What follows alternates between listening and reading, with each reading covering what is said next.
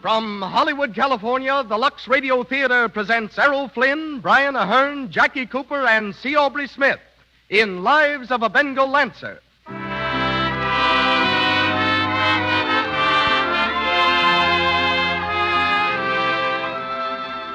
Lux presents Hollywood. This is the thrilling story of the men who bring peace and order to a far-flung corner of India. Suggested by the book by Francis Yeats-Brown and filmed by Paramount, we stage Lives of a Bengal Lancer with Errol Flynn, Brian Aherne, C. Aubrey Smith, Jackie Cooper, and Douglass Dumbrille. Between the acts, you'll hear General Hugh S. Johnson, former NRA administrator and now celebrated columnist of the Scripps Howard newspapers. The music of the Lux Radio Theatre is conducted by Louis Silvers. This program comes to you with the good wishes of the makers of Lux Flakes, those gentle, fast-dissolving flakes millions of women use every day. It's easy to see why Lux is so popular. Just pour lukewarm water on a few of these feather-light flakes. You'll see them fluff up instantly into glorious suds. These rich, buoyant suds float out every trace of soil and perspiration and leave your things fresh and sweet, and lovely-looking, too, because Lux is kind to colors and fabrics. These gentle Lux flakes keep your things new-looking longer. They're the safe, thrifty care for stockings, underthings, dresses, blouses, and sweaters. Yes, for everything safe in water. And now, the producer of the Lux Radio Theatre. Ladies and gentlemen, Mr. Cecil B. DeMille.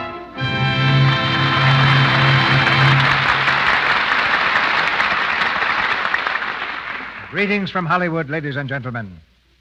The region of the Khyber Pass in the desolate mountains of northwest India is a land where time stands still. There at this moment, on mounted patrol, are some of the most extraordinary and superb cavalry the world has ever seen, the Bengal Lancers. Commanded by British officers, you'll find in their ranks native Mohammedans, Hindus, and powerful, dignified Sikhs who wear their full black beards held close to their faces in nets, rattle iron bracelets at their wrists, and stick tiny daggers in their turbaned hair. On one side of their saddles hangs a sword, on the other a rifle, while their fingers embrace the primitive but deadly bamboo lance, whose steel head has bred respect for peace and the Union Jack in the haunts of the ferocious Afridi tribesmen. This story is told tonight by four vigorous commentators, Errol Flynn, Brian Aherne, C. Aubrey Smith, and Jackie Cooper. With a background as adventurous as anything in fiction, Errol rides tonight as Lieutenant McGregor of the Bengal Lancers. Brian Aherne, pilot and aviation enthusiast, is seen shortly in the much-talked-of Hal Roach production, Captain Fury. We hear him as Lieutenant Forsythe. Back in 1888, in the gold fields of South Africa, C. Aubrey Smith was pronounced dead of pneumonia. However, he had other ideas on the subject. And now, in his 76th year, is a player with the Hollywood Cricket Club and its president. Commander of the Order of the British Empire, this great character actor is with us tonight as Colonel Stone. And Jackie Cooper, who's been an actor for 11 of his 16 years, is Hollywood's most popular and persistent trap drummer. He comes here from the set of Paramount's What a Life and is heard as Lieutenant Stone. Douglass Dumbrille returns to us as Mohammed Khan. And so we set our sights for India as the Lux Radio Theatre presents Lives of a Bengal Lancer.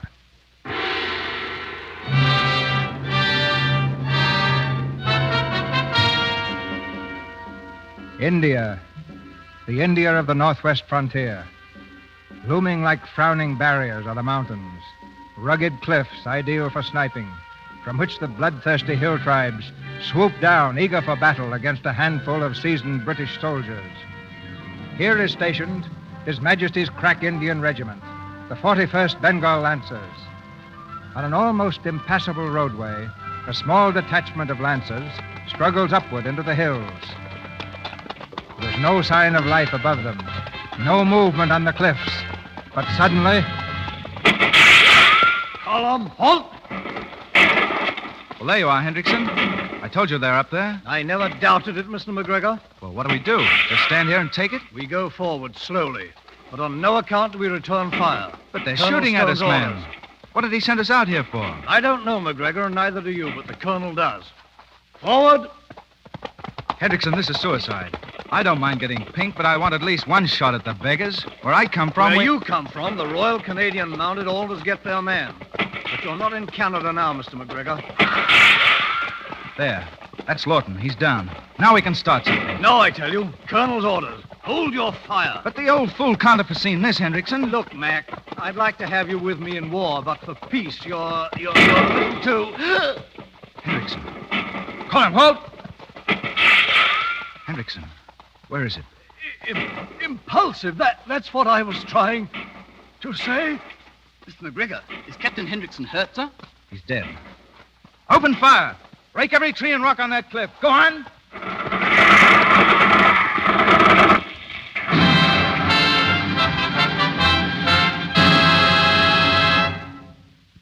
I don't understand it.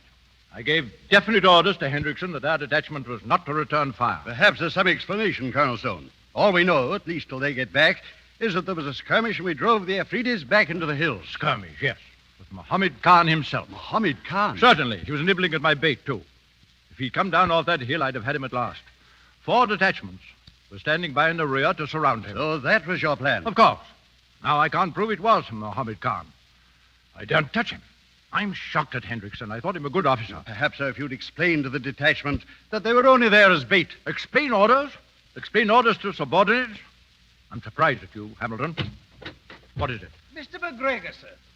McGregor? He was second in command, sir. Send him in. Mr. McGregor? Well, McGregor, why didn't Hendrickson come himself? Wounded? No, sir. Dead, sir. Dead? Killed by the Afridis. There's your explanation, Colonel. Most unfortunate. Most unfortunate the command was handed down to you, McGregor. You didn't know my orders. I knew them, sir. You did? And you deliberately disobeyed them? Why? We were losing men, sir. But you did disobey my orders. Yes, sir. And when Hendrickson was killed, Hendrickson knew my orders and obeyed them.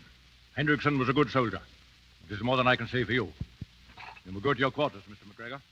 Yes, sir.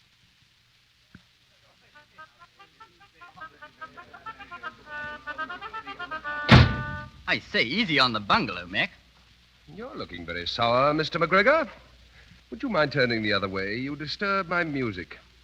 You know, I'm finally getting the hang of this Afghan clarinet. Listen.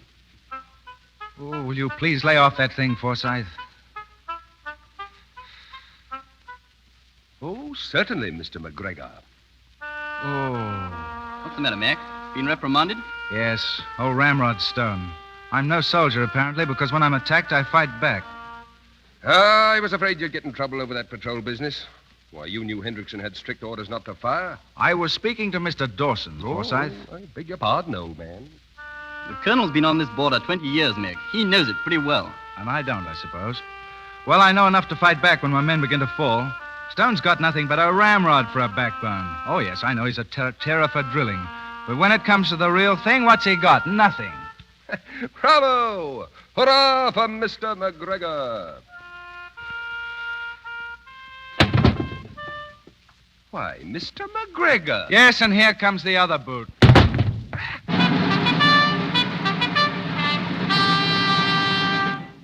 here are the day's orders, all typed, Colonel. Thank you, Major. Routine.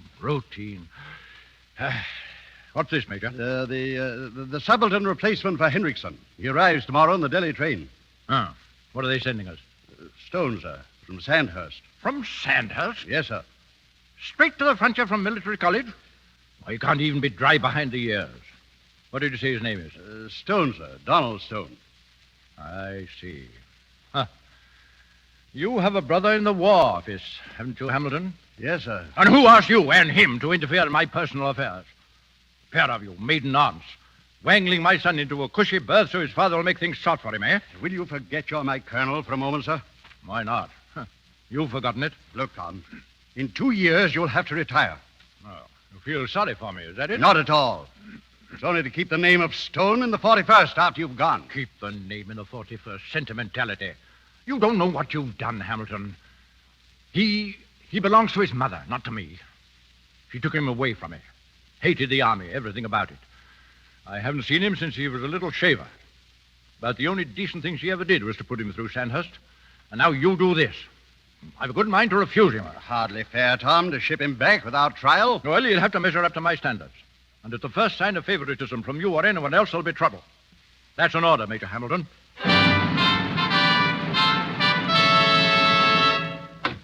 Lieutenant McGregor. Yes, sir. Lieutenant Forsythe. Yes, Major. Meet the replacement subaltern at the Delhi train. He'll be quartered in the bungalow with you. Lieutenant Donald Stone is the name. Stone? The colonel's son. His what? He said his son. Well, well. Imagine old Ramrod having been that human. Oh, I never even knew he was married. Why, sure. Can't you see him proposing? Madam, you'll marry me Wednesday, the 29th. Be at the church at 10. That's an order. Furthermore, you're improperly dressed, madam. Move.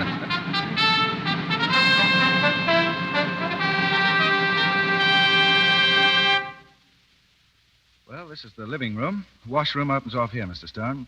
Why, I thought you'd be living in shacks. This is positively luxurious. Oh, we tried to be civilized, Mr. Stone. Wait till that heat comes down now. Well, let's have a look at the stables, eh? It's all rather thrilling, don't you think? Thrilling. Oh, I mean, it's like Kipling and all that. Kipling? Kipling? Who's Kipling, Mr. Forsythe? Kipling? Let me see. I don't believe I ever heard of him. Oh, really? Oh, well, you're pulling my leg, of course. Gentlemen, Yes, sir. Yes. it's always been my impression that we salute when passing a superior officer. Sorry, sir, we didn't see you. Who's this? A new subaltern replacement, sir. Colonel Stone, Lieutenant Stone. How do you do, sir? Ah, yes. Mr. Stone, you've come to us direct from military training school, without previous service. Is that correct? Yes, sir. Well, you've a great deal to learn. I trust you'll measure up to our requirements. Good afternoon, gentlemen. Afternoon, sir. Afternoon. Doesn't he ever say more than that to newcomers? Oh, yes. Sometimes he comments on the weather. Oh. You see, the colonel's pretty much of a stickler for red tape. I mean, distance between his men and all that, you know. Oh. Well, then, I'm no exception. I mean, he didn't single me out for anything? No, that's just his manner. He's all right when you know him. Oh. You must excuse me. You know, well, this is the first time I can ever remember ever seeing him. What? Do you mean it? I don't know quite what I expected. Well, you'll know next time. Oh, look, wait. I nearly forgot something. Now, where did I put that? Oh, here. Take this paper to the colonel, will you, Stone? Regimental headquarters. Well, did he ask to have me take this to him? I said take it to the colonel. I forgot to give it to him. Yes, sir. Very good, sir. Nice work, Mr. McGregor. Well, what's funny about that? You are. Rough soldier, heart of gold, reconciling father and son after years of separation. Oh, he's all right when you know him. Since when? That paper was a blank, wasn't it? Oh, why don't you shut up? Oh, never mind, Mac. The mother instinct comes out in all of us. I kiss the dear fingers so toil-worn for me. So bless you and keep you, dear Mother McGregor. Oh, get out. Come in. Lieutenant Stone, sir. Oh. Well, Lieutenant? For this paper, sir, I was told to bring it to you. Well, let's have it. Of all the... Where did you get this? Mr. McGregor, sir. He said... Infernal impudence. I beg your pardon, sir? No, not you. Well, how's your mother? Quite well, sir. Good. She always hated the army, didn't she? Yes, sir. I don't understand how she let you go through Sandhurst. She had to, sir. I kept after her. Oh. You wanted to be a soldier, eh? We've always been soldiers for generations. Still, you're not one yet, you know. Yes, sir. You shouldn't be here, on the frontier. But I am, sir. Yes, and why? Influence, favoritism. But with me, the good of the service, the regiment, comes first. That's what Mother always said about you, sir. Yes, that's what your mother always said. Well, now you're here. Don't try to take advantage. I won't, sir. I didn't expect... And you understand, of course, the situation makes any sort of social relationship impossible. Yes, sir. Is that all, sir? That's all, Lieutenant.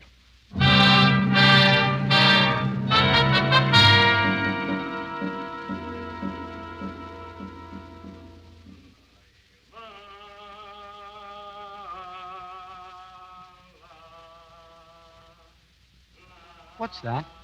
That? Well, that's the Mohammedan call to prayer. You always know when it's time to dress for dinner by that. Hand me that shaving mug, will you, Stone? Yeah. See the colonel today? Yes. Huh, so did I. I got another reprimand for sending in blank orders. I imagine you didn't do so well either. I'm sorry, Stone. Quite all right. What'd you do all day? Stable duty. What, so soon? I'm not complaining. Well, that wouldn't help you anyhow. You know, every time I look in this mirror, I remind myself of my old man. Ooh, back home. Where was that? Alberta, Canada, wheat farm. You know, I had a colt once. A lot of nerves. A lot of class, too. You could see when he was a yearling, he was no cart horse. Well, my old man hooked him to a plow. And he took all the spirit out of him. He said he'd break him in, and he did. You don't have to be so subtle, Mac. Huh? Am I the horse? What do you mean? I'm no 2-year-old, Mr. McGregor, and if anybody thinks my old man is going to break my nerve, he's mistaken. Oh, I wasn't thinking of you at all. Hey, Forsythe, lay off that thing, will you? Hey, let me tell you another thing. I don't need a nurse, Mr. McGregor. What on earth are you talking about? Forsythe, do you have to do that? Well, it's the softer side to my nature, like yours. Stone, get out there and tell him to stop that thing, will you? Tell him it's an order. Yes, sir. Mother McCree, I'd like to wrap that thing around his neck. McGregor! McGregor! What's the matter? Forsythe, he's on the veranda. There's a cobra right above him, swaying to the music. Where's a revolver? Oh, wait a minute. Cobra? Yes, right over his head. Well, never mind. I'll take care of it. He'll be all right as long as he keeps playing. Come on. Oh, Mr. Forsythe. Very pretty. You're improving. They're lovely little things, cobras. Especially when they're swaying 3 inches from your nose. Shoot it. Quick. Oh, no. How about a few variations for the right hand? Cobras have a softer side of their natures, too, haven't they? Finds an outlet in music. Of course, as soon as you stop playing, well, I've heard of men living 2 and 3 hours afterwards. Knew one fellow who lived 2 days. What's the matter? Getting tired? Oh, come on. 2 or 3 more notes, Forsythe. Come on, that's right. Now, if you'll move your own nose a half inch to the left. All right, steady. Thanks, Mac. Well, you win, mister. Here, for sale, cheap. 1 second-hand Afghan bagpipe. Mother McCree.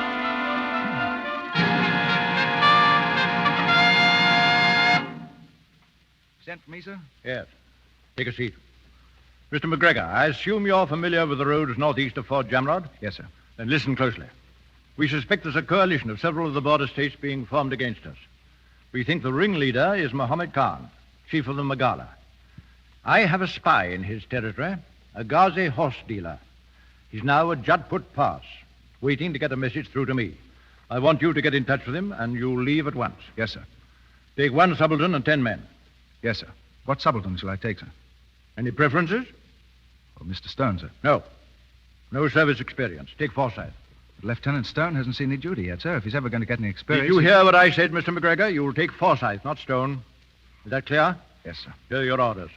And this time, please, obey them. I will, sir.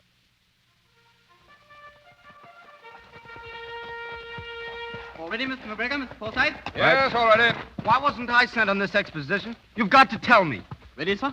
In a moment. Wait a minute. Why don't you answer me? Now, look here, Stone. I'd have taken you along, but you haven't had any experience. What excuse is that? How am I ever going to have experience? I'm doing things here that I learned my first year in Sandhurst. Stable duty. I haven't asked any favors. I'm not asking now. But I resent being held back because I happen to be related to the commanding officer. No one's holding you back. He is, and you let him choose Forsythe. He didn't choose. I chose. I chose Forsythe. Very well. Very well. It looks as if I ever want to get any experience, I'll have to get it myself. What? Now, what was all that about? Oh, well, whatever it is, we haven't time for it now. Mother McCree, that's me, all right. Biggest fool in the Lancers. Forward!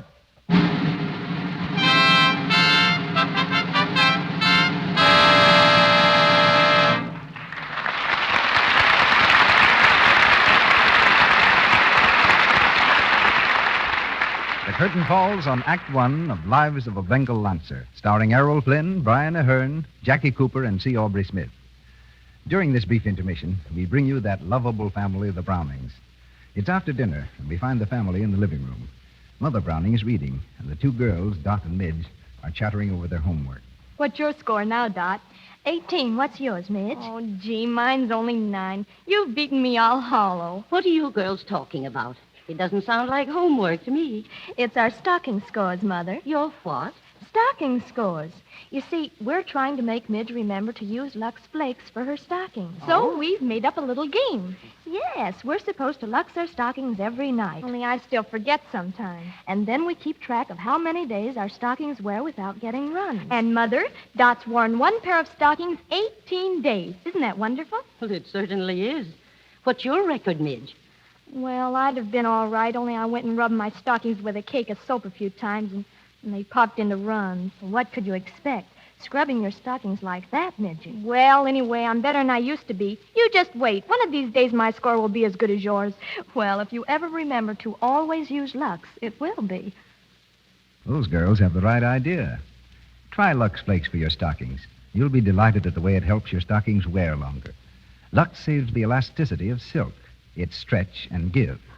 Your stockings won't break into runs so easily, and they'll fit better, too. Yes, Lux helps stockings and all washables stay new-looking longer. That's a good thing to remember, a thrifty thing to remember, because a little goes so far. Lux is thrifty, you know. And now I see Mr. DeMille is ready to raise the curtain on the second act of our play.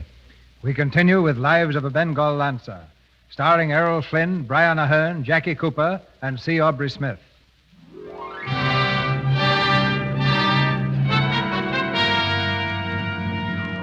Several days have passed since McGregor and Forsythe left to seek information on the movements of the hill tribes. It's long after midnight, and in the lamplit regimental headquarters, Colonel Stone remains in conference with the Chief of Army Intelligence, Sir Thomas Woodley. Personally, I feel the Emir of Bhopal is only a tool in the hands of Mohammed Khan. Definitely, General. I've known the Emir of Bhopal 20 years, and I don't believe he'd join this war against us. Why, every year or so I take the regiment of Bhopal for the hunting. That means hunting wild pigs in this section. Why not drop in on him as usual this year? If our information is correct, Mohammed Khan will be there. Nothing would please me more. Mr. McGregor has just returned, sir. Good. Ask him to come in. This is the man I sent to reconnoiter. McGregor? Well, McGregor? All safe? All safe, sir. Good. You saw our man? Yes, sir. He says the Afghan chief is rounding up the border tribes against us. Mohammed Khan has agreed to furnish 2 million rounds of ammunition. 2 million rounds? And did our man learn where Mohammed Khan hopes to get it? Yes, sir. By capturing our year's supply train, sir. Good work. Thank you, McGregor. May I speak, sir? Well? Why can't we slip out of here? Strike first. Wipe out Mohammed Khan before he attacks us. Are you suggesting I begin hostilities before consulting Army Intelligence headquarters? Army Intelligence? They're a bunch of old ladies, sir. They won't give us action. They'll send us to the Emir of Bhopal's for parade or pig sticking. An excellent suggestion. What? Sir Thomas, may I present Lieutenant McGregor? McGregor, this is Major General Sir Thomas Woodley, Chief of Army Intelligence. Oh, yes, sir. How do you do? Very well, thank you. Colonel Stone, your regiment leaves at dawn to hunt wild pigs on the estate of the Emir of Bhopal. Do you hear that, McGregor? Yes, sir. And let it be a lesson in diplomacy. Now get yourself a few hours' sleep. We leave at 5.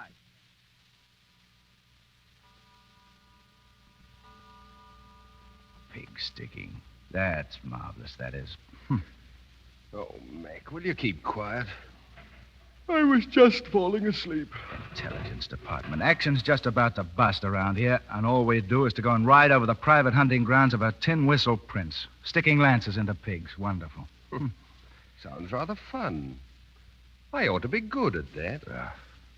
Oh, by the way, I got some bad news for you. Your ward, young Stone. Well, what about him? What about him? What about him indeed? What are you talking about? Well, every night since we left, he's been down in the native quarter of the town. Rolls home blotto about dawn. He does? Is he there now? Oh, he's out on the usual binge, I imagine. But we leave for Bhopal in 2 hours. Oh, my. What will stern father say if we leave without his son? You know, you really ought to do something about it, Mac. Oh, let old Ramrod do something about it. I'm going to bed. I reasoned along similar lines. However, you might hang a lamp in the window or something. Native quarters, eh? Well, I suppose I better go and get him. So long, Nursey. Oh, shut up.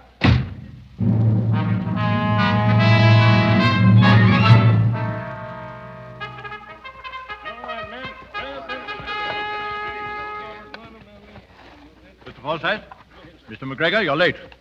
Line's been waiting 10 minutes for you. Sorry, sir. I overslept. Overslept? Report to me later. Join your squadron. One moment, sir. Well, Lieutenant Stone? He didn't oversleep, sir. Mr. McGregor spent the night digging me out of a native quarter and trying to get me sober. Mr. Stone, if I didn't need every officer, I'd place you under immediate arrest. Take a place. We leave for Bhopal at once. Forward! Walk! Front!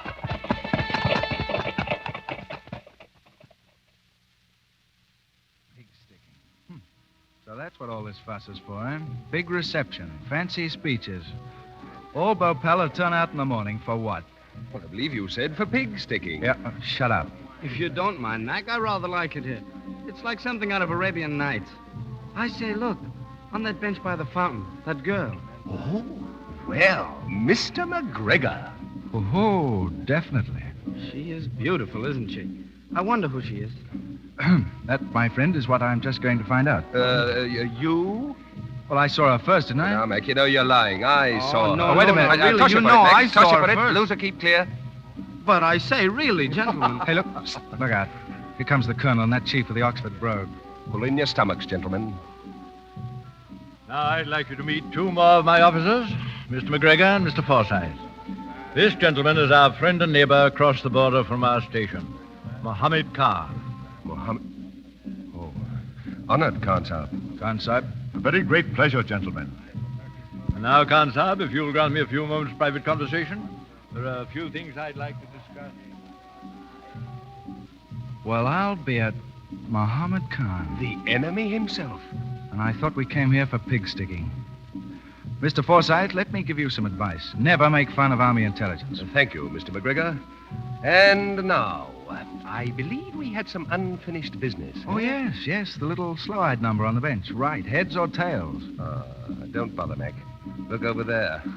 Your ward has beat us to it. Well, can you beat that? Well, I suppose we'll have to rescue him again, Forsythe. Just what I was thinking. Come along, old man.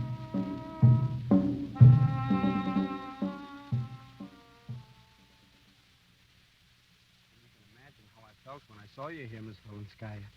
Tanya Volenskaya. Did I say it right? Oh, you have a wonderful Russian accent, Mr. Stone. Oh, there. I knew you were Russian. Hello, Casanova. Oh, hello. You were telling Miss Volenskaya about the opera? I'm sorry, Mr. Stone, but Major Hamilton wants you. Very important. Now, look here, Mac. That's an order, Mr. Stone. Very well. Pardon me, Miss Volenskaya. I'll be back in a moment. Too bad he had to leave, Miss Volenskaya. Did I hear it right? Did we hear it right? Oh, yes. That is correct. No manners, this younger generation, Miss Volenskaya. Forgot the introductions. Now, this is Mr. McGregor, who is strongly imbued with the protective instinct. Oh, and this is Mr. Forsythe, who is a snake charmer. Oh, won't you sit down? Thanks. You said something of snake charming? Did I? Oh, I've much to talk about myself. Now, you take me. I'm from Canada, up in Alberta. A thoroughly dirty trick, Mac, and I won't keep still. You will keep still. These walls are like paper, and your voice carries all over the place. You made me walk right into a heavy discussion between the colonel and that Mohammed Khan chap with the Oxford accent. The old man was furious. Look, you two, please put out that lamp and go to sleep. I'll get even with you someday, Mac. You see if I don't. All right, then. If you want the truth, here it is. And this is the reason you've got to keep away from her. She's Mohammed Khan's. What? Yes, she came here with him. We found it out afterwards. She? I don't believe it. Oh, he doesn't believe it, Forsythe. Oh, go to sleep. Do we have to be up every night saving him from women? We've got to be up at dawn again for pig sticking.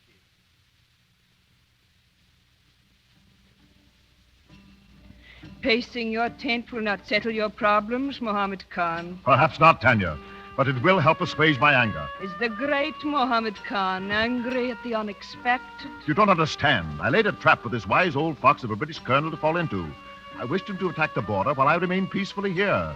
His being here ruins my plans to seize the 2 million rounds of ammunition I pledged myself to furnish. You would like to have the old fox attack the border? What else have I been saying?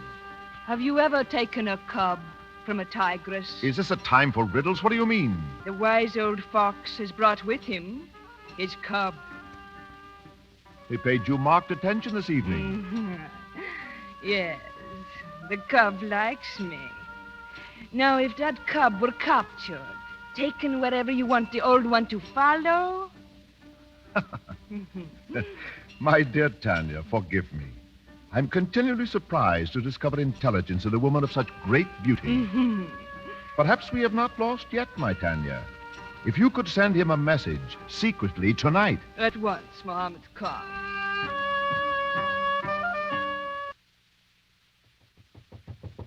Who is it?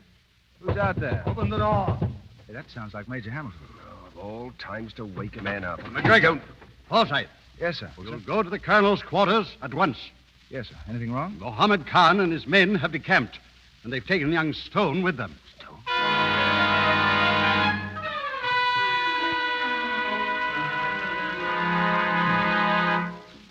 But, Colonel, if he's gone back to the border, we can be at Magala as soon as he can. This regiment can ride, sir. I'm quite aware my regiment can ride, but it's not going to ride.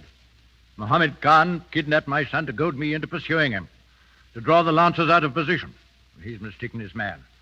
The regiment stays right here, obedient to the intelligence department. Then let me go, sir. I could take a small detachment. Thank you, Mr. McGregor, but I'll allow no officer to risk his life when another's own disobedience and folly caused his trouble. Colonel Stone, you've been on the border a long time, I know. But perhaps you've never heard what Mohammed Khan does to his prisoners. I've been on this border 20 years, Mr. McGregor. You're unnecessarily dramatic. Am I? I was just beginning to think I was wrong about you. But I wasn't. You're nothing but a ramrod. You'll sit here while they kill your son by inches. Please, Mr. McGregor. Pending charges of insubordination, consider yourself under arrest. Mr. Forsythe? Yes, sir. You'll be responsible for the prisoner. Yes, sir. Come along, McGregor. Colonel Stone, you... That will do. Yes, sir. Major Hamilton? Yes, Colonel. You'll see that everything goes on as usual. We must show no alarm. Yes, sir. It's strange, Major. But for the first time, I begin to realize I have a son. You will go to your quarters, Major.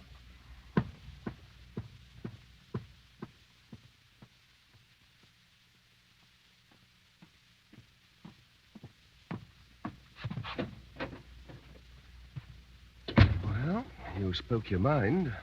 If there's any virtue in that. Regiment. Duty. You're improperly dressed. The old stuffed shirt. Why, I could... Ah, look here, man. Get some sense. Do you imagine it was easy for him to do this? Well, why not? He'd do the same to any of us. That's where you're wrong. I watched his face. He was as white as a sheet. Well, isn't that nice? That's being a man and a soldier, I suppose. Well, if it is, I don't want any part of it. Look, Mick. Did it ever occur to you to wonder why a handful of men have managed to order the lives of 300 million people out here in India? It's because he's here. And a few more like him. Men who put their jobs ahead of everything. Neither death nor love can move them from it. And when his breed dies out, well, that's the end, dear Mick. Huh. You're on his side, are you? Well, I'm not. He can sit over there and hug his duty all he wants to, but I'm going to do something. I'm going after that kid. Oh, really, Mr. McGregor? You place me in a most unfortunate position. Now, listen, Forsythe. I don't want any trouble from you. Maybe you never heard what Mohammed Khan does to his prisoners, Mr. McGregor. I'm going to go in native costume. I'll get by all right. But I'm going. Oh, very well. When do we start? What do you mean, we? Well, you're my prisoner, you know. Can't let you out of my sight. We'll go after the kid. Oh, so I'm Mother McCree, huh? Well, I guess this makes you something, too. Come along, Mrs. Forsythe. Come along.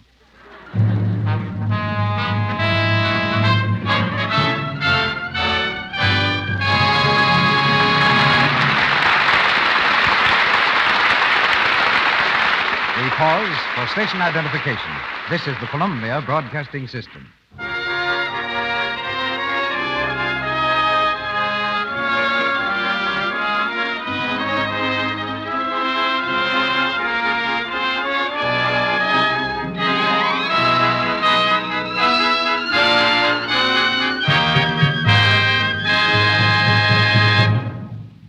We've just finished the second act of Lives of a Bengal Lancer, starring Errol Flynn, Brian Aherne, Jackie Cooper, and C. Aubrey Smith. During this brief intermission, we bring you our guest of the evening. But first, a word to the ladies. Look at your hands for a moment. Right now, while I'm talking, won't you? Are they as smooth and pretty as you'd like them to be? If they're not, maybe it's the fault of the soap you use for your dishes. Why not switch to Lux Flakes? Lux is kind to your hands, you know. It has no harmful alkali, absolutely nothing to dry and age your skin. It helps your hands stay soft and smooth, the way you want them to look. Next time you buy soap for your dishes, think of your hands and say, Lux Flakes, please, in the large size box.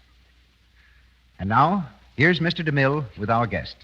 Like the men of our play, tonight's guest, General Hugh Samuel Johnson, has had a career long characterized by service to his country. Serving with the Army in the Philippines and in Mexico under General Pershing, General Johnson, during the World War, handled the gigantic problems of the drafts and Army supply and commanded the 8th Division. Famous as administrator of the NRA, he's also an author of books and articles on national events and a two-fisted columnist for the Scripps Howard newspapers. We switch our microphones now to Washington, D.C. General Johnson, come in. I like these radio presentations of great dramas. I think The Lives of a Bengal Lancer is the best movie I have seen. I saw it 4 times. My son, a captain in our regular army, has seen it oftener. Most of our soldiers saw it. I never heard any who did not feel about it as I do. My brother-in-law served for years in the Indian Army. He took into France a Punjabi brigade, the very type of troops here pictured. The Lives of a Bengal Lancer is true to life, if not to any particular story. To anybody who has served in the Orient, it wakes memories as poignant as is peat smoke to an Irishman. The motto of West Point is engraved on the ring of every man who ever graduated. Grant, Sherman, Sheridan, Lee, Stonewall Jackson, Pershing, and thousands of others. It is simply duty, honor, country. On that motto, a tradition arose. It demands and receives any sacrifice for the nation, even certain death. We can ever rely on it, as the country has relied for almost a century and a half. The Lives of a Bengal Lancer tells a similar story of the British Army. It is no better and no worse than thousands of stories that the American Army knows. I don't usually cry at movies, but I bathe this one in weeping. It is a simple, honest tale of men who would rather be dead than not be decent. Nobody deserves credit for doing his plain duty, but every man who dies doing it deserves at least the tribute of a tear. The General salutes the soldier. Thank you, General Johnson. We return to Hollywood for Act 3 of Lives of a Bengal Lancer, starring Errol, Flynn, Brian Aherne, Jackie Cooper, and C. Aubrey Smith.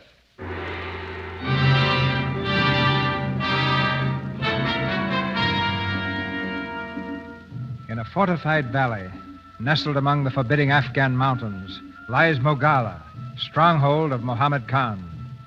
In a crude room, richly hung with fine tapestries, the Khan, in native dress, is seated cross-legged on the floor. He smiles as he's told of the capture of 2 British officers. And one of them played most atrociously upon a Pashto reed pipe. When we arrested them as impostors, he dropped the pretense of being deaf and dumb and claimed he played the pure music of Arabia. These English. What bravery to cross our mountains in such a fashion, disguised as our own people. I believe I shall have dinner in the great hall tonight, Hassan. And I will have these 2 English officers as my guest with Mr. Stone. I want the dinner to be faultless, in the English manner I taught you. Candles, the good silver, the fine china, and yes, the 1870 brandy and the 1912 Medoc. It is done, Mohammed Khan.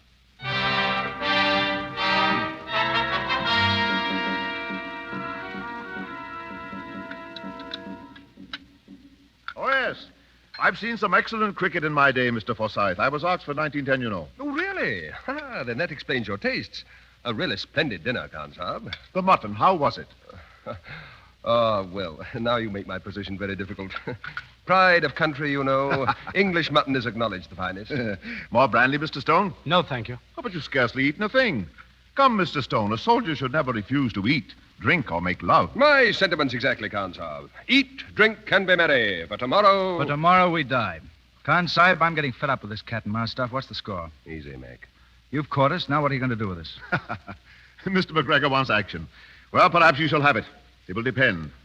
Go on. I naturally regret that Colonel Stone did not rise to my bait and attack me when I removed his son. I now must admit I had underestimated the Colonel's intelligence. Well, what's that make us? It makes of you whatever you choose.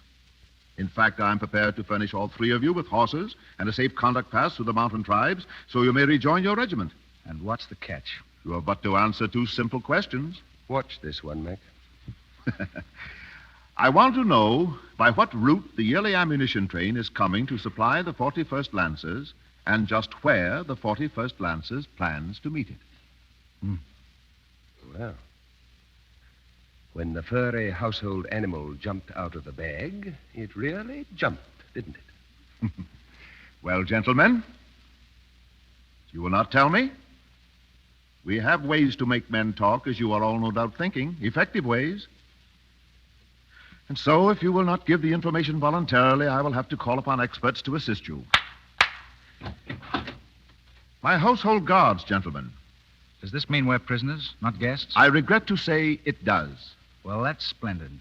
Because I've been wanting to tell you all along what I really thought of that mutton. Precisely my thought, Mr. McGregor. I regret to say it, Mohammed Khan, but your mutton is distinctly inferior. The word, Mr. Forsythe, is rotten.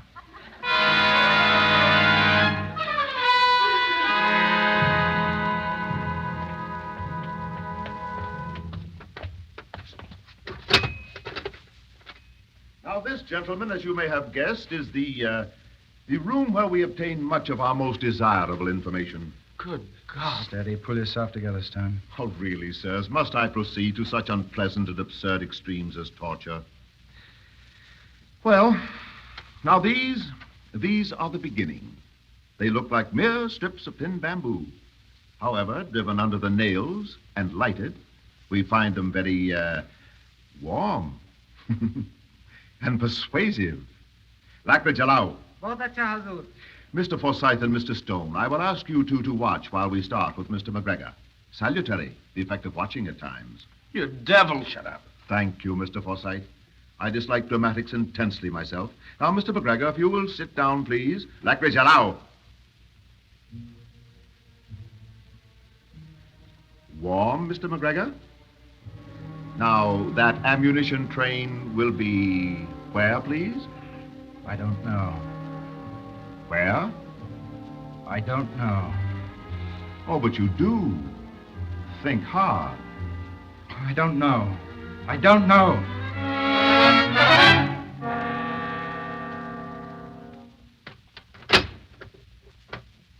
That you, Forsythe?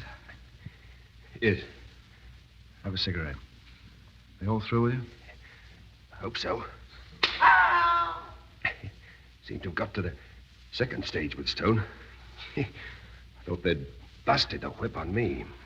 You know, now I've been through it. The licking my old man gave me once was almost as bad. Don't make. You didn't talk, did you? Not unless I was unconscious. Did I? Never knew you could swear like you did. Oh. Oh, I'm not so bad. They're keeping him longer in there than they kept us. Yeah, seems like it. Hope he's had a licking from his old man. Oh, not him. Don't you remember? Oh, yeah, that's right. Oh, well, that's a new experience for him. Somehow it hurts worse to hear it on him. Maybe that's because you think he'll talk. Well, don't you? I can't help but feel... Well, after all, he's got the old man's blood in him. Listen, they're bringing him in. Hope so. Oh, my God, don't do it. Don't do it. Here, take his head back. On the bed with him. Right, up. Here, cigarette, kid. Leave me alone. Listen, did you talk? Leave me alone. Sorry, Stone. We have to know. I didn't talk to you here. I swear I didn't. All right, kid. All right, we believe you. Here, take the cigarette. Well, I guess Mohammed Khan found the Lancers a pretty tough bunch.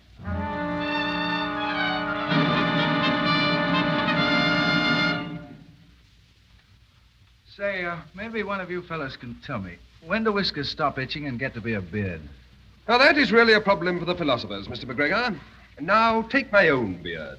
I would say that in another week I shall be about eligible for the French Academy. Oh, don't you fellas ever talk like human beings? When you're in jail, Mr. Stone, you cease to be a human being. Oh, listen. Listen, what's that noise? Take a look from the window. Right. It's another caravan, probably. Well, what's the matter? Stone? What? Didn't you tell us that they didn't make you talk? I told you I didn't talk. I gave you my word, didn't I? What'd you see out there? It's another caravan, all right. They're loaded with ammunition boxes. Hundreds of them. And all bearing our seal. Our ammunition? 2 million rounds. Captured by Mohammed Khan to be turned back against British soldiers. You hear that, Stone? That's what you've done. Oh, don't. I couldn't help it. No couldn't. wonder they didn't take us back into that torture chamber. They didn't have to. Because you told them. Because you didn't have the nerve to stand a little pain. Well, you think of the pain you'll cause our men, our messmates. Oh, stop it. One of us gone to pieces is enough. Don't take it too hard, Stone. It's not your fault entirely. But I can see now how right your father was. The Lancers are soldiers, well-seasoned soldiers, toughened by service. You're a kid, and the Lancers are men. Your father wanted to make a man of you. Wanted to get you so that you could take it. Take anything and never let the army down. That's the only thing we want out here. Chance to do a job and to do it well. Well, I guess you know that now, kid. Watch it. Good evening, gentlemen. Well, the old mutton server. My friends, I thought you might be interested to know your clever Colonel Stone is about to pay me a visit. Some call it an attack against me with the 41st Bengal Lancers. They're now only 2 hours away. I expect to make his reception a memorable one. But I hope to capture the colonel alive so that I may see his face when I present him with his son, who has betrayed him. Good evening, my friends. 300 Lancers. Against that ammunition. The colonel wouldn't do anything so foolish. He has to. Once that ammunition's distributed, it means a general war. He's got to try to recapture it or destroy that ammunition. Wait. Man, I've got an idea. I think so. What do you see out there, Mac? I was just measuring the distance from here to the place where they're storing that stuff. Oh, about 200 yards, I'd say. No, near 100. Yeah, I ran the 200 at Cambridge. Is that so? Well, I run the 110 flat at McGill. This is a job for 100 yards. Toss you for it, Mac. Oh, no, you don't. I'm your superior officer. You take your orders from me. You forget you're my prisoner. You take orders from me. No. Shh, someone's coming. That's the guard. Without food. Now. Here's our chance. Get behind the door. Get it, Well, so long, Mac. Oh, no, you don't. If anyone's going. I'm sorry, Forsythe, but I said this was my job. So long. Mac, come back. Shut up. You want to get him away? What's he going to do? He's going to blow up that ammunition shed. If he can. Blow up the... Mac! Get away from that door. Oh, no, I'm going after him, You you try hear? it, and you'll get what Mac gave me. Oh, but he's going to die for what I did. Let me out. You... Oh. You asked for it, Stone. Now, listen. McGregor went out there to blow up that ammunition, and himself with it, so that your father can hold up his head. You might think you can run out on that, but you can't. You're going to face it. All your life you'll face it. And your father's never going to know. And that's the debt you owe McGregor. You hear? I hear. Yes, then you pray that Mac has luck in blowing that place up, or you'll have no father to keep the secret from. Go on, pray. Pray, I tell you. Oh, God, let him get away. It's a miracle I'm asking now. But he's there to die for me, for what I've done. It's I who should die, There he not goes. him. There he goes. Miracle, Across the yard. miracle. Oh, keep going, Mac. Miracle. Keep going, men. Go on. He's there. He's there. Good boy, Mac. Good boy.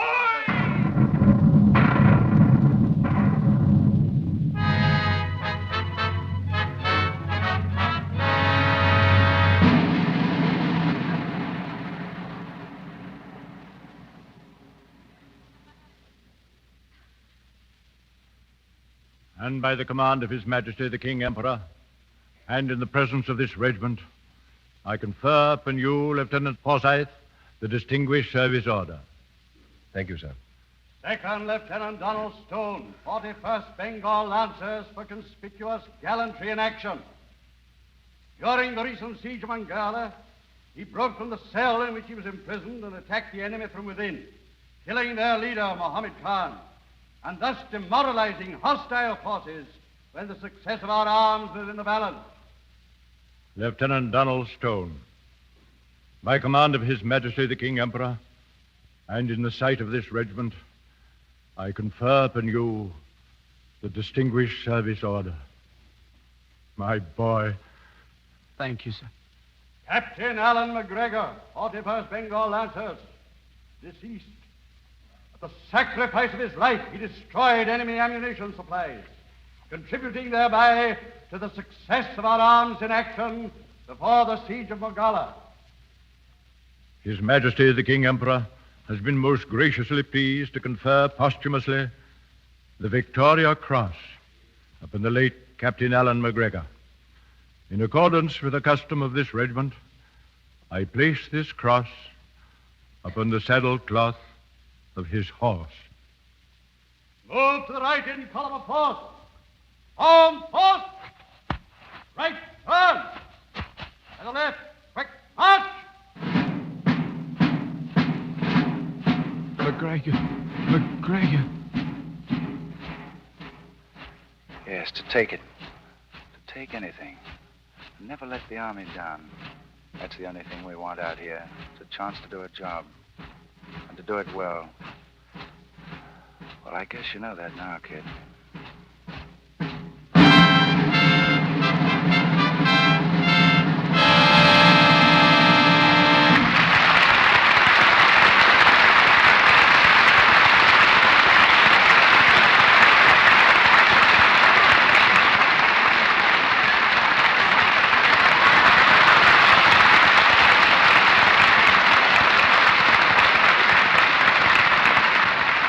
Curtain falls on the last act of Lives of a Bengal Lancer, starring Errol Flynn, Brian Aherne, Jackie Cooper, and C. Aubrey Smith. In a moment, our stars return for their bow. But first, I wonder if you can guess how many teaspoons of flakes one large-sized box of Lux holds. I'll wager you won't come anywhere near the right figure. Well, measured out spoonful for spoonful, there are nearly 400 rounded teaspoons of flakes in one large-sized box. Nearly 400 teaspoonfuls. Think of that. And just a few flakes make such wonderful suds. Gentle but effective. One box of Lux will do many, many things for you. And that's a good thing to remember while you're thinking of spring house cleaning. It would take a long time to list all the things Lux Flakes will keep fresh and bright in every room of your house. But just to give you an idea, in the bedroom... The blankets and bedspreads, pillows and slipcovers. In the living room... Rugs and upholstery, lampshades, piano keys, curtains. The kitchen... Glassware and dishes, of course. The refrigerator, furniture, and linoleum. And the woodwork all over the house. Why, if you don't know how much Lux Flakes can do for you, you'll want to get acquainted with them now. You'll be amazed how much easier Lux makes your housework and how inexpensive it is. A little goes so far. Lux is thrifty, you know. So get the generous large-size box tomorrow and use it for everything safe in water alone. And remember, while you work with gentle Lux Flakes, you'll be saving your hands. And that's mighty important to any woman. Mr. DeMille. In Messrs. Flynn, Aherne, Cooper, and Smith, we have respectively a famous sailor, an airplane pilot, a trap drummer, and a cricket player, which leaves the field open for any topic that may pop into their distinguished heads. By right of seniority, Mr. Smith, you take the lead. Very well, then. I'll begin by suggesting that Brian and Errol report a little more consistently for cricket practice. Do they play that sissy game? Sissy game? Young man, just you come round to Griffith Park some Sunday afternoon and observe. You'll be playing a different tune on that drum of yours. Sissy game? Got any ducats? You don't need tickets, Jackie. Few people seem to know it, but they can witness a fine exhibition of cricket and some of Hollywood's greatest stars playing it for no charge at all by just coming around to the public park. And incidentally, enjoying a nice cup of tea on the house. Perhaps that's it, Brian. Maybe you and Errol don't like the brand of tea we've been serving after the game. Oh, I'm awfully sorry, Mr. Smith. Rough games like cricket are all right for you youngsters, but we're getting on, you know. All the playing Errol and I have been doing lately has been on the sound stages. But what about that trip you just made to Dodge City, Kansas, Mr. Flynn, for your new picture? Ah, yes, Errol. I hear you had a wonderful time there. Hope I get a trip to Mexico for the premiere of Juarez. Oh. Wait till you hear the rootin', tootin', and shootin' when Mr. DeMille opens Union Pacific in Omaha a couple of weeks from now. Kind words, Errol. But you gave us something to shoot at in your Kansas expedition. Well, sir, I can honestly say I was never so impressed in all my life. Actors, newspapers, photographers, all of us traveled to Dodge City. That's a town of about 10,000 people, but when we got there, we found an additional 90,000 visitors. Well, I've been in this country over 4 years now, but I never really saw America until that trip. I mean the real America, the people who go to see the pictures we make. I've never seen such hospitality or real down-to-earth courtesy as we saw on that trip. And here's one very important discovery for me. After making it, a broadcast like this has taken on an entirely new meaning. I used to just talk into this little black microphone here and hope for the best, but now I feel that I know the people we're playing to. And knowing them, I can't help feeling that I know the finest people in the world. Good night. And so say all of us. Good night. And thank you, C.B. Good night. Good night, Mr. DeMille. Good night, Lancers. Report here for duty soon again. Don't miss the news that Mr. DeMille brings you shortly about the stars and play coming next Monday. Tonight's cast included Ian McLaren as Major Hamilton, C. Montague Shaw as Sir Thomas Woodley, Nancy Leach as Tanya, Lal Chand Mehra as Vizier, Eric Snowden as Captain Hendrickson, and Ian Purvis as Mr. Dawson. Errol Flynn appeared through courtesy of Warner Brothers. Brian Aherne's new Warner picture is Juarez. C. Aubrey Smith is seen in the RKO film Five Came Back, and Douglass Dumbrille in Captain Fury. Louis Silvers is from 20th Century Fox Studio, where he's directing music for the return of the Cisco Kid. Be sure to listen to the new Lux daytime radio program, The Life and Love of Dr. Susan, the story of a young and attractive woman doctor struggling to make life worthwhile for herself and her 2 small children. You can hear it over most of these stations in the United States every afternoon, Monday through Friday, at 2:15 Eastern Time, 1:15 Central Time, 3:15 Mountain Time, and 2:15 Pacific Time. This new daytime program, The Life and Love of Dr. Susan, comes to you in addition to the Lux Radio Theatre. Now, Mr. DeMille. Tonight's play was concerned with a type of warfare that's found only in one corner of the earth. But there's another battle which concerns all of us, the war against rackets. Seldom has this modern crusade been pictured more effectively than in the hit film Bullets or Ballots, the exciting melodrama you'll hear a week from tonight. The story of a city detective's fight against organized crime. The star will be the same powerful performer you saw in the picture, Edward G. Robinson. And opposite Mr. Robinson, Mary Astor, Humphrey Bogart, and Otto Kruger.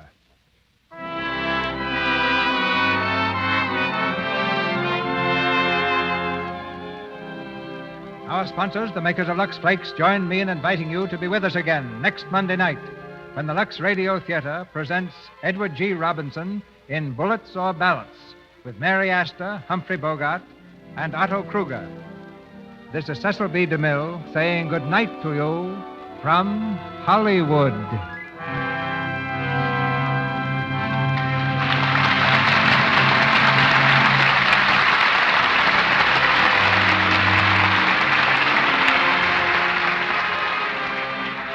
Our Lux Radio Theatre presentation of Lives of a Bengal Lancer has come to you with the good wishes of the makers of Lux Flakes, the gentle, thrifty flakes known to women the world over. As Mr. DeMille told you, our play next Monday night is Bullets or Ballots, and starred in it you will hear Edward G. Robinson, Mary Astor, Humphrey Bogart, and Otto Kruger. Join us again next week in the Lux Radio Theatre. Be part of the large audience that gathers each Monday to enjoy an hour of dramatic entertainment and to meet Hollywood and its famous people.